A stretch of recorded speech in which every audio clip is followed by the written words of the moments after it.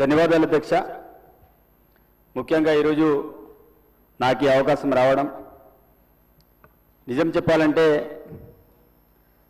Bharatiya Janata party ఏదైతే మహాత్మా గాంధీ పేరుని తొలగించగలిగిందో, కానీ అధికారంలో ఉన్నని గాంధీ పేరుని తొలగించారు, కానీ పేద బడుగు బలహీన వర్గాల గుండెల నుంచి వారి యొక్క సిద్ధాంతాన్ని ఎప్పటికి కూడా తెరచలేరు, ఎటుపరికి చెరపలేరు. తప్పకుండా ఆ సిద్ధాంతం వారి గుండెల్లో ఉంటుంది.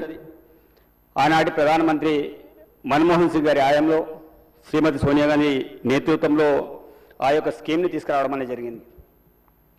ఇక్కడ 119 ఎమ్మెల్యేలో ఎవరైనా ఆ పని చేశారో చేయలేదో నాకు తెలియదు అధ్యక్ష. కానీ మా అమ్మా నాన్న కడు పేదరికంలో ఒక పేద కుటుంబంలో పుట్టిన బిడ్డగా మా అమ్మా నాన్న ఆ రోజుల్లో నన్ను చదువులో పంపించాలంటే ఈ యొక్క ఎన్ఆర్ఈఎస్ అనే స్కీము నాకు చాలా ఉపయోగపడింది. ఆ రోజుల్లో నేను చదువుకునే క్రమంలో నేను నల్గొండ చిట్యాల్లో వచ్చి బత్తాయి తోటల్లో నేను యూరియాలు డిఏపీలు అమ్మిన అధ్యక్ష. ఆ అమ్మే క్రమంలో మా అమ్మ నాన్న పిలిపించుకొని, నాన్న నువ్వు అక్కడ అంత దూరం పోయి నువ్వు ఇది చేస్తున్నావు, కుటుంబం పోషణం భారం అవుతుంది, కానీ ఈరోజు ఉపాధి హామీ పథకం కూడా మనకు వారం రోజులు పని చేస్తే కొన్ని డబ్బులు వస్తున్నాయి, తప్పకుండా నువ్వు తిరిగి రావాలని నన్ను తిరిగి నా సొంత గ్రామానికి పిలిపించారు అధ్యక్ష. అంటే నేను ఆ బాధ ఎందుకు చెప్తున్నానంటే, మాలాంటి పేదవాళ్ళకి 3 పూట్ల తిండి తినడానికి మహాత్మా గాంధీ యొక్క పథకం అనేది ఉపయోగపడింది. ఈరోజు ఆ యొక్క పథకాన్ని నిర్వీర్యం చేయడానికి భారతీయ జనతా పార్టీ కుట్ర పన్నుకుంది.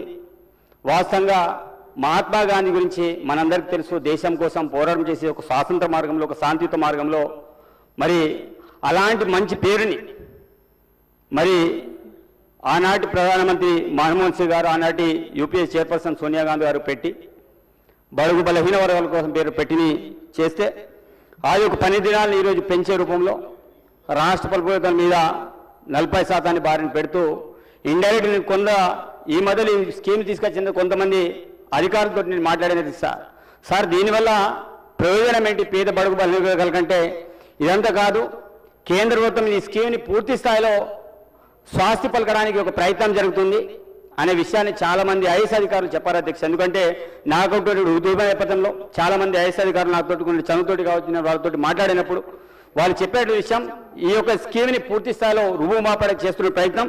కాబట్టి మీరందరూ కూడా ఈ విషయంలో మీరు మాట్లాడలేదు, తప్పకుండా ఈ స్కీమ్ అనేది పేద బడుగు బలహీన వాళ్ళకు ఉండాల్సిందే అనే విషయాన్ని చాలామంది చెప్పారు దిశ. కాబట్టి నేను కోరుకున్నది ఒకటే, ఈ యొక్క స్కీమ్ని యథావిధిగా కొనసాగించడానికి ఇక్కడ ఎమ్మెల్యేలు 8 మంది బీజేపీ ఎమ్మెల్యేలు కావచ్చు, అదేవిధంగా బీజేపీ సంబంధించిన ఎంపీలు కావచ్చు, కేంద్రంలో ఒత్తిడి తీసుకురావాలి, అదేవిధంగా ఉన్నటువంటి బీఆర్ఎస్ పార్టీ వాళ్ళకు వచ్చి ఎంఐఎం వాళ్ళు కావచ్చు. మేమైతే ఈరోజు ఇక్కడ కాంగ్రెస్ పార్టీ మరి చర్చ పెట్టడం అనేది జరిగింది. ఈ చర్చలో అందరూ కూడా భాగస్వాములు కావాలి, ఆ పేరుని యథావిధికి తీసుకురావాలి. మీరు గాంధీ పేరుని తొలగించిన మాత్రాన పేదల గుండెల నుంచి వారి యొక్క పేరుని తొలగించలేరు. తప్పకుండా మళ్ళా ఏదో ఒక రోజు గౌరవ రాహుల్ గాంధీ గారి ప్రధానమంత్రి అదే రోజు మరి యొక్క మహాత్మా గాంధీ పేరుని యథావిధిగా కొనసాగించడానికి మా ప్రభుత్వం భవిష్యత్తులో ప్రయత్నం చేస్తుందని తెలియజేస్తూ, ప్రత్యేకించి నీ అవకాశాన్ని కల్పించినందుకు పేద బిడ్డగా మరి ప్రత్యేకించి గౌరవ ముఖ్యమంత్రి రేవంత్ రెడ్డి గారి ఆశీస్సులతోటి నేను ఈ యొక్క నిండు సభలో ఒక ఉపాధి హామీ కూలీగా ఈరోజు శాసనసభ్యుడిగా మాట్లాడడం నాకు అవకాశం కల్పిన ప్రతి ఒక్కరు కూడా ప్రత్యేకమైన ధన్యవాదాలు తెలుస్తూ మీ అందరూ సెలవు తీసుకుని ధన్యవాదాలు అధ్యక్ష. శ్రీ ఏలేటి మహేశ్వర్ రెడ్డి గారు.